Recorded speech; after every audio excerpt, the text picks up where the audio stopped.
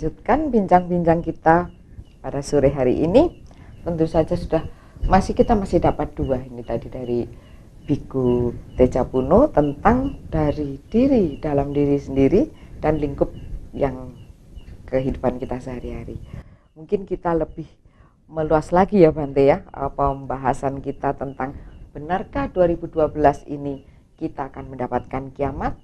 Sebelumnya saya juga mempersilahkan kepada para pemirsa untuk bisa menelepon di line telepon kami 7566335 dan di line SMS 0813250912. Kami persilahkan Bante. Ya, terima kasih untuk waktunya. Jadi kita akan lebih mengupas tentang 2012, tapi lebih luas lagi dari mulai tadi dari diri sendiri, kemudian lingkungan masyarakat, dan untuk selanjutnya mungkin kita akan lebih mengupas dari segi negara ya. Jadi kita semuanya sebagai warga masyarakat dan juga warga negara, dimana kalau misalnya masyarakat itu sendiri sudah tidak memegang teguh ajaran moralitas, ajaran negara yang benar, tentu seperti yang tadi saya katakan bahwa kemoralan itulah sesungguhnya yang menjadi ancaman untuk berakhirnya kedamaian, kebahagiaan yang berada di dalam masyarakat, yang diharapkan, yang dicita-citakan oleh masyarakat. Jadi semuanya itu bisa terbentuk, maksudnya kedamaian, ketenangan, ketentraman itu bisa terbentuk apabila semua dari lapisan masyarakat itu semuanya mau peduli untuk berusaha menciptakan itu. Karena misalnya salah satu aja dari sekian banyaknya masyarakat, ada salah satu yang tidak mengerti tentang moralitas, tidak menjalankan moralitas, misalnya seperti itu, dia bisa melakukan perbuatan-perbuatan yang bisa menghancurkan kedamaian yang kita cita-citakan bersama, seperti itu. Itu hanya satu orang. Tapi kalau misalnya pernah saya katakan bahwa untuk membuat lingkungan masyarakat tenang tentram itu satu orang tidak cukup, tapi harus bersama-sama, tapi dimulai dari diri kita sendiri. Tapi kalau untuk menghancurkan satu orang cukup gitu, misalnya bom bunuh diri ya, gitu, seperti itu. Kemudian jadi kita memang harus memulai dari diri kita sendiri, kemudian lebih luas lagi mungkin dari lingkungan keluarga kita ajak keluarga kita untuk sama-sama melakukan hal-hal yang baik, untuk sama-sama menciptakan lingkungan keluarga yang berbahagia juga. Setelah itu dampak dari praktek keluarga yang benar ini, mempraktekkan hal yang benar, hal yang bermanfaat ini akan bisa berpengaruh kepada lingkungan masyarakat sekitarnya. Begitu lingkungan masyarakatnya ini bisa mau mempraktekkan hal yang benar, maka kedamaian, kebahagiaan yang kita harapkan itu benar-benar akan bisa tercapai. Tapi kalau kita tidak mau peduli, ya itu akan menuju atau mengarah kepada kehancuran, kemunduran atau kemerosotan dari kedamaian, kebahagiaan. Lama-lama kedamaian yang sudah kita rasakan ini akan merosot yang berakhir dengan kehancuran, saling bunuh-membunuh, saling tuduh-menuduh, saling sikut sana sikut sini begitu. Kalau orang mengatakan hari ini siapa yang saya makan begitu ya, jadi bukan apa yang saya makan itu makanan apa, tapi siapa yang akan saya makan. Jadi saling memakan, siapa yang lengah dia yang akan menjadi makanan bagi orang-orang yang mungkin memiliki nafsu begitu besar untuk menguasai yang lainnya, seperti itu. Dan itu akan memberikan kondisi di dalam lingkungan masyarakat itu menjadi kedamaian menjadi tergoncang. Lambat laun ini akan berpengaruh terus. Nah, di situ nanti karena kita juga selain menjadi anggota masyarakat, kita adalah warga negara.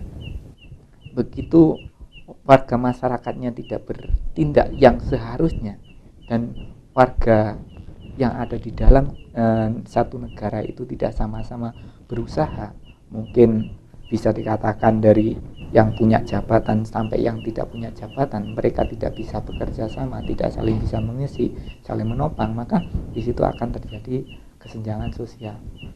Mungkin yang kaya sangat tidak menyukai dengan kemiskinan atau menganggap bahwa kemiskinan itu adalah hal yang memang harus disingkirkan. Orang-orang miskin itu jangan sampai terlihat oleh dia atau apa. Dan dia sendiri mungkin tidak berpikir untuk bagaimana membagi apa yang dia miliki untuk orang-orang miskin atau orang-orang yang tidak mampu tadi. Jadi malah dianggap menjadi satu musuh. Tapi kalau misalnya yang miskin juga berpikir demikian, ada kecemburuan sosial, wah yang kaya ini begini, dia memusuhi yang kaya, memusuhi yang punya jabatan dan lain sebagainya. Mungkin di dalam negara itu sendiri juga lambat laun juga banyak goncangan-goncangan, apalagi kalau yang sudah punya jabatan bertindak sewenang-wenang.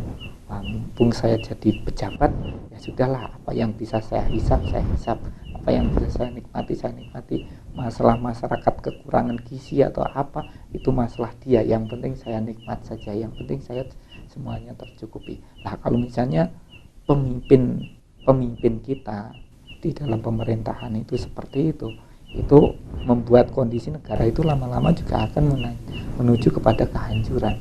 Mungkin akan ada pemikiran untuk memisahkan diri dari negara NKRI karena ingin mempunyai satu sistem yang lebih adil yang menurut mereka ya, sehingga membuat satu pemerintahan sendiri, jadi ingin misah. Jadi lambat laun negara yang begitu besar itu pun juga akan menjadi terpecah-pecah. Karena apa? Pemerintah yang ada itu tidak memperhatikan keseluruhan dari lingkungan masyarakat, kebutuhan masyarakat, penduduknya seperti itu. Jadi ada kesenjangan sosial yang dimana akan memicu misalnya demonstrasi, atau bahkan kalau demonstrasinya ini sudah tidak terkendali kan bisa timbul anarkis dan lain sebagainya seperti itu. Itu akan menuju kepada negara yang mengalami kemunduran atau kehancuran. Maka harapan kita dengan kita belajar satu ajaran agama itu kita bisa membuat satu negara ini bisa menjadi aman, menjadi tenang, menjadi tentram. Tidak peduli, kita tidak perlu mempermasalahkan agamanya apa, tidak perlu kita mempermasalahkan dari mana kita tinggal, warna kulitnya apa dan lain sebagainya. Kita tanggalkan semuanya, kita menjadi satu, bahwa kita adalah warga negara Indonesia yang sama-sama harus berupaya menciptakan bagaimana negara itu bisa maju, bisa sukses, bisa berjaya seperti itu. Itu kalau kita mau dari yang berpangkat, dari yang sampai tidak berpangkat, semuanya bisa saling memberikan kondisi, berusaha. Itu maka kedamaian, kebahagiaan yang diharapkan, kesejahteraan yang diharapkan di dalam satu negara itu pasti juga akan bisa tercapai seperti itu, dan akan mengarah kepada kehancuran apabila dari warga masyarakatnya, dari pemerintahnya, dari semuanya yang ada di dalam negara itu tidak menjalankan kewajiban masing-masing, sehingga itu negara akan menuju kepada kehancuran. Dikatakan juga bahwa apabila pemimpin sudah tidak memiliki moral yang baik, dia tidak memiliki pengendalian diri yang baik, dia tidak menjadi pemimpin yang bijak, maka bencana akan terjadi di mana-mana. Mungkin ya yang bisa kita lihat salah satu contohnya ya demonstrasi di mana-mana. Itu apabila pemimpin-pemimpinnya tidak berlaku adil, tidak berlaku bijak seperti itu. Kemudian kita lebih luas lagi. Selain kita menjadi warga negara, kita pun adalah warga dunia. Jadi kita kalau misalnya sudah mengatakan demikian, kita itu menjadi tinggal di tempat yang sama sesungguhnya, yaitu di dunia ini. Nah, tentunya kalau kita mau mengharapkan dunia ini menjadi tempat yang aman, menjadi tempat yang nyaman, seperti hanya tinggal di alam surga, ya semua warga dunia yang ada itu ya harus saling bantu-membantu, saling memberikan kondisi untuk tercapainya kedamaian, kebahagiaan itu. Tidak bom-boman, tidak rebutan kekuasaan, tidak rebutan kekuasaan, jabatan dan lain sebagainya. Tidak seperti demikian. Kalau kita mengarah ke situ mungkin akan terjadi peperangan ke sana kemari, dan itu akan membuat pemanasan global semakin cepat meningkat, dan kehancuran akan secara cepat terjadi. Nah, kalau misalnya ada yang meramalkan bahwa tahun 2012 akan terjadi kiamat, sesungguhnya apakah ini akan terjadi benar? Kalau kita mengatakan bukan terjadi pada 2012 saja, kiamat itu sudah terjadi. Seperti yang tadi saya katakan, kiamat sudah terjadi setiap hari, setiap saat di dalam kehidupan kita sendiri. Kemudian pada saat kita menjadi warga masyarakat terkecil dari keluarga misalnya, kemudian di dalam keluarga itu ada anak, ada istri, ada suami yang tidak menjalankan kewajiban tanggung jawabnya masing-masing, di situ pun juga ada kiamat keluarga juga. Itu maksudnya kebahagiaan keluarga sudah tidak diperoleh lagi. Begitu kita tinggal di lingkungan masyarakat, apabila di lingkungan masyarakat itu sendiri juga tidak ada kerjasama yang baik antara sesama warga masyarakat, maka juga terjadi kiamat juga bisa terjadi begitu. Dan juga negara atau bahkan dunia.